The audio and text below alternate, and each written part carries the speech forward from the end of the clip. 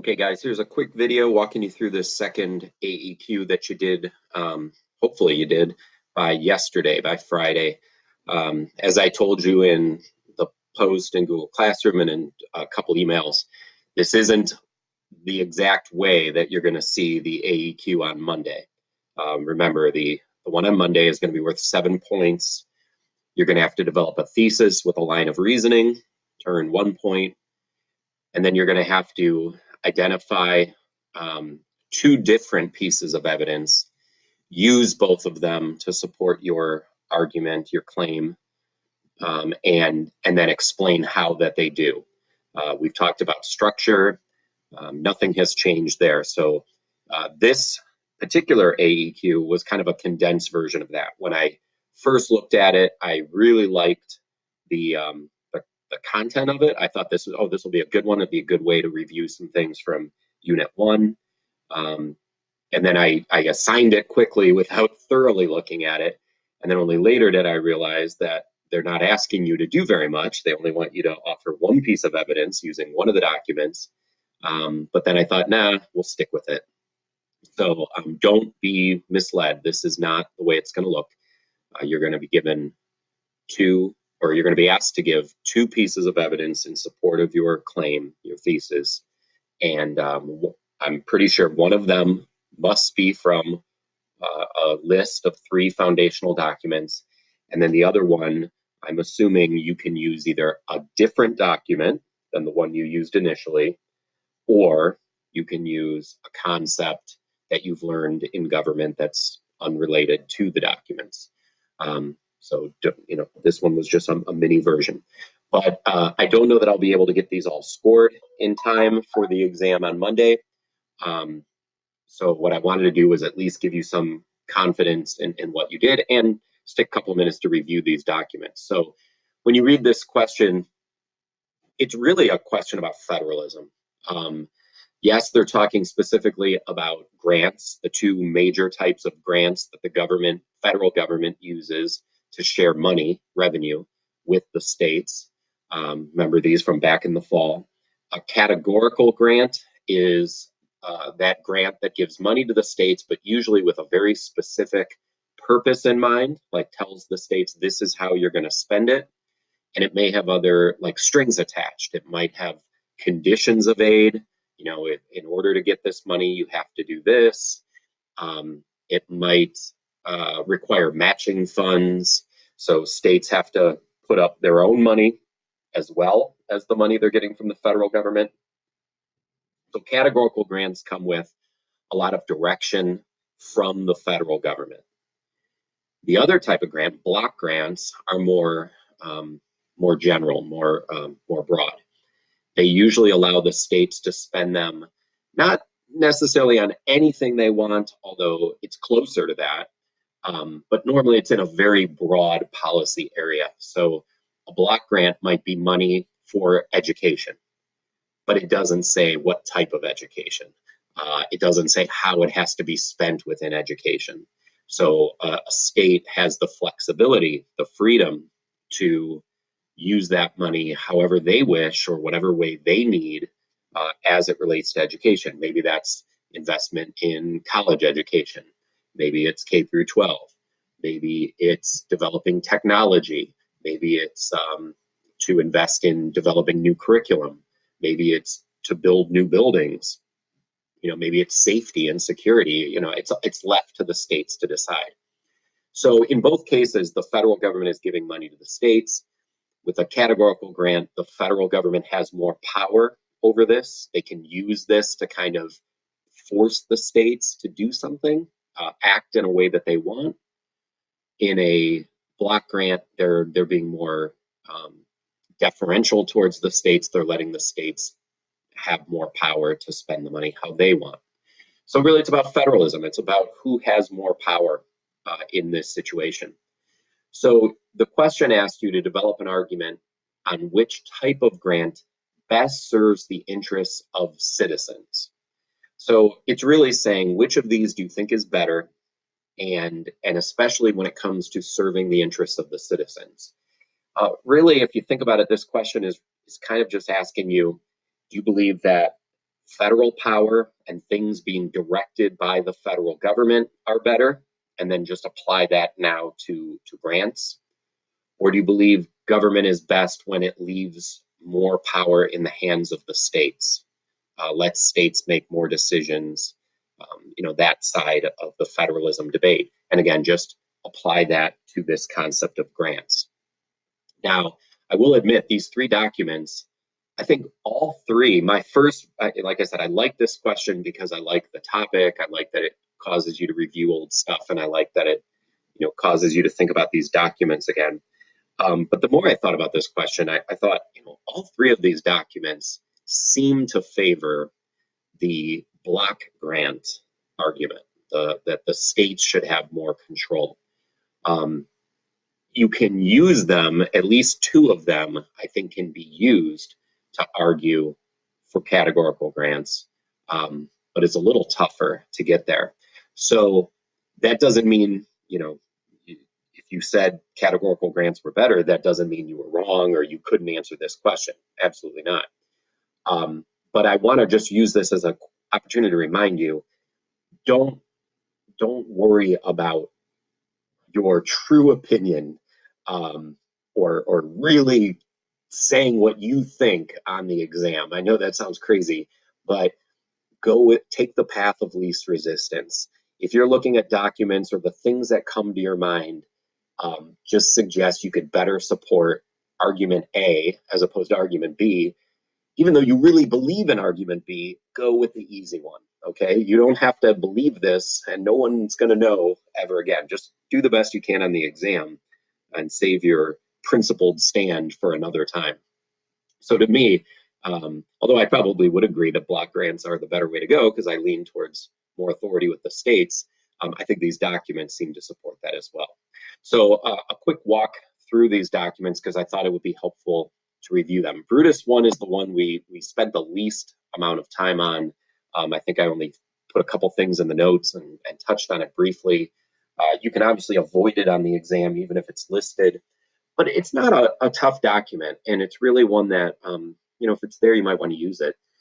Remember, there were Federalist papers, and then there were anti-Federalist papers. And Brutus number 1 is the first of the anti-Federalist papers, and it really makes the main argument that this new central or new federal government that the Constitution was establishing was going to give way too much power to the federal government, and we would be better off with stronger states.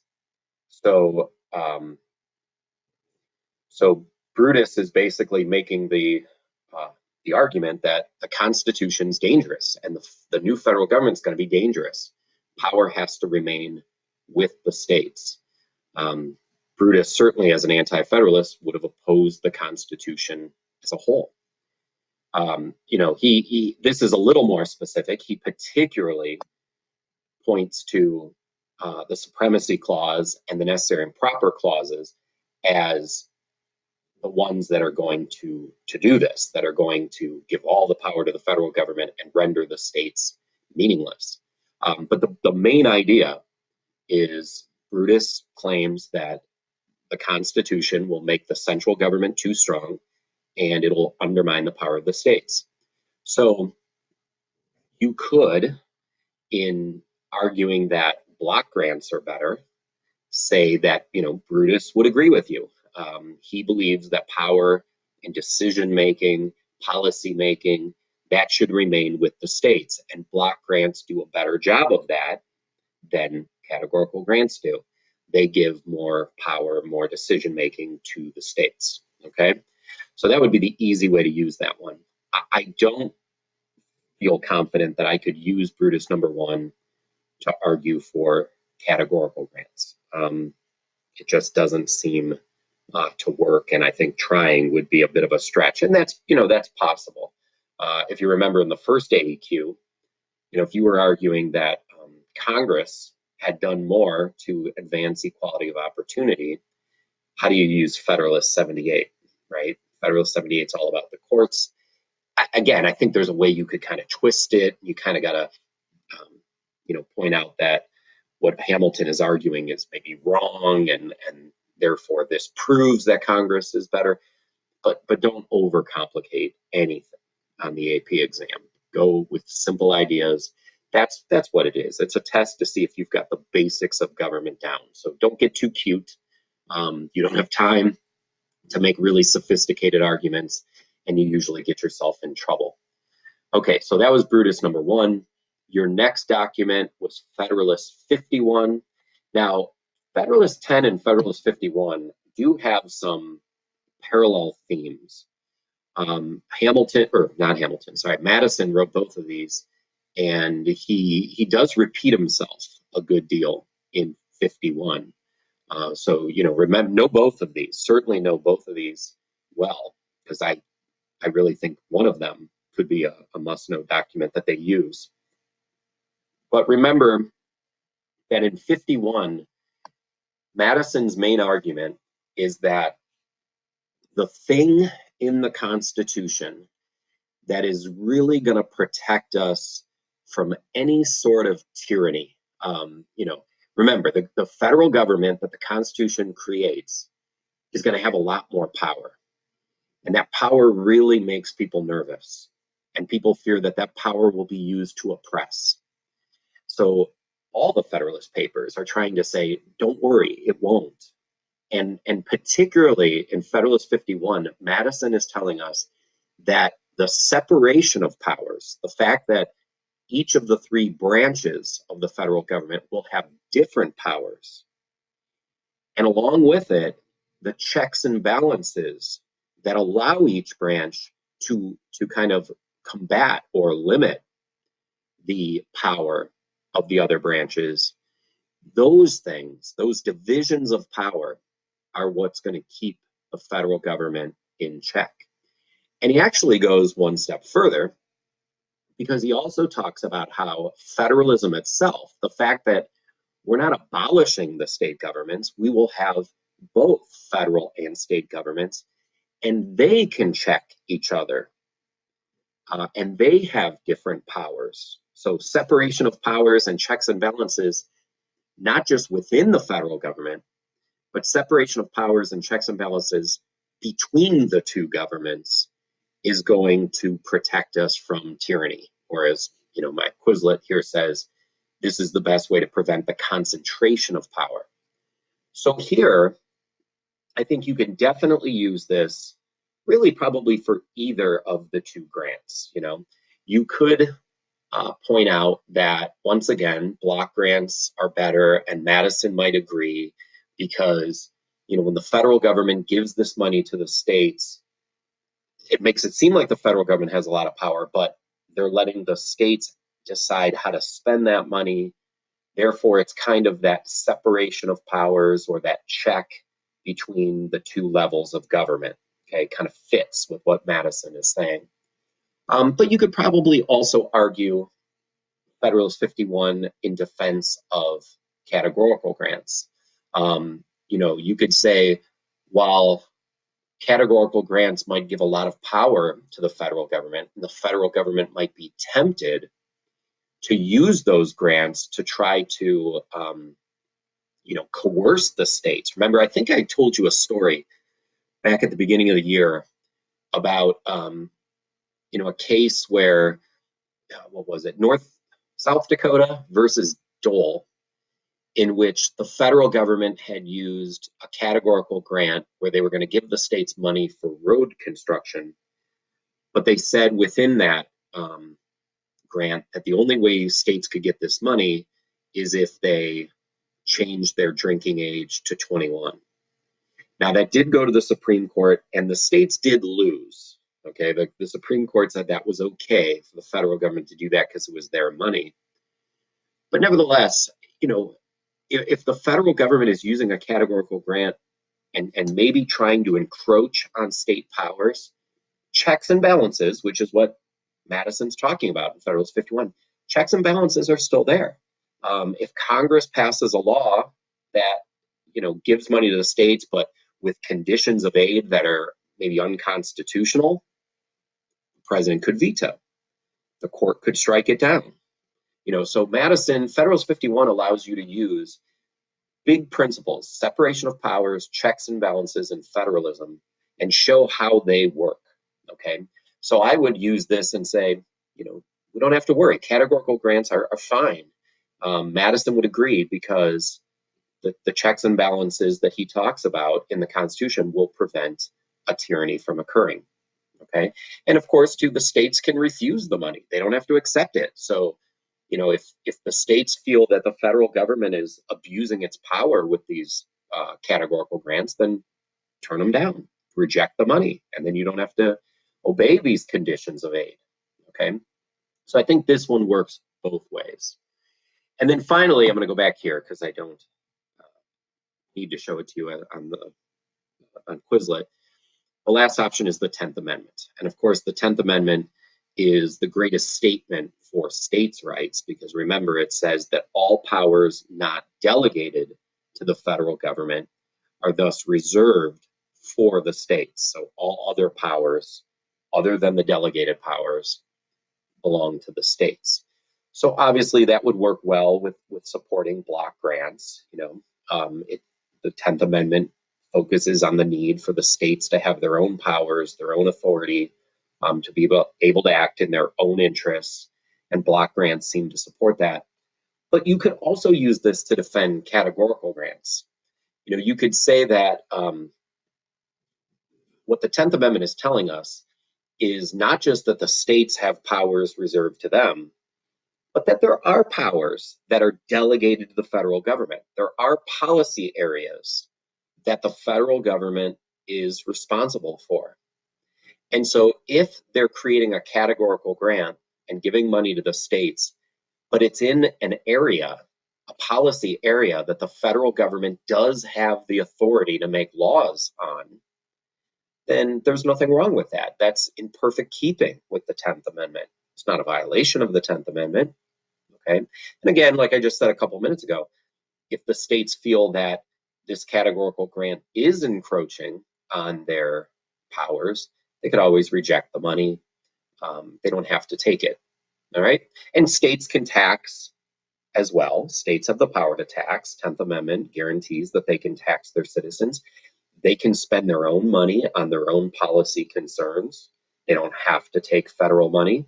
So the 10th Amendment kind of says, look, states can have their own grants, their own awarding of money for certain things. They don't need to rely on the federal government.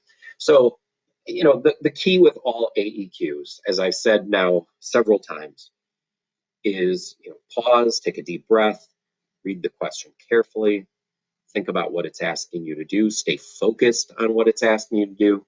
Remember, when you explain your evidence in this question, what you're explaining is that the particular type of grant you chose best serves the interests of citizens. So make sure you're demonstrating that, okay, that it's in the best interests of the citizens of the state to receive block grant money, or it's in the best interest of all American citizens that the federal government use categorical grants to advance, their agenda, whatever it is that Americans want. Never lose focus on the question. Reread the question. Sometimes even as you're writing, go back and reread the prompt and say, what is it that I'm supposed to be saying again? And this is the last chance I'll get to say this to you. If you have any time left over, add something to your response. Reread your response and edit if necessary. On many of these AEQs and the concept application ones, a lot of you made typing errors. And by that, I don't mean, you misspelled a word. They can live with that. But, I remember a few where your thesis was the Supreme Court has done more to advance equality of opportunity. But then in your response, you used the word Congress when you meant courts. Now, if it doesn't totally distract from your meaning, if it's obvious that that was a typo and everything else you said lines up, that won't be a problem. But if you kind of forgot that you chose the Supreme Court and then kept saying Congress, well, then you're not really supporting your thesis. Okay, your thesis was the courts. So that could be a serious problem. So just don't waste any time. You guys are lucky. You will take the shortest AP government exam in the history of the AP exam.